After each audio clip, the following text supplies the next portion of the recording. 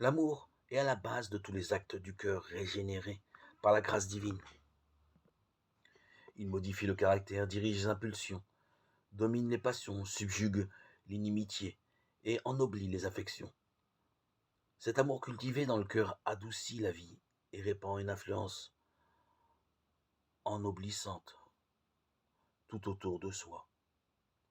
Il est deux erreurs dont les enfants de Dieu, tout particulièrement ceux qui viennent d'accepter sa grâce, doivent spécialement se garder.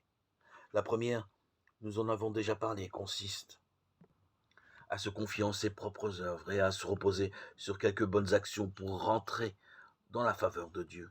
Celui qui cherche à observer la loi et à devenir saint par ses efforts entreprend une impossibilité. Tout ce que peut faire l'homme hors de Jésus-Christ est entaché d'égoïsme et de péché. Seule la grâce de Jésus par la foi peut nous rendre saints.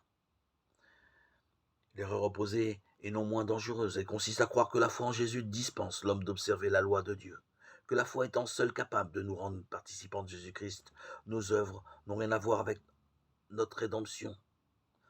Veuillez observer ici que l'obéissance n'est pas seulement une soumission extérieure, mais un service d'amour. La loi de Dieu est un reflet de sa nature, c'est l'expression du grand principe de l'amour, et par conséquent la base de son gouvernement dans le ciel et sur la terre.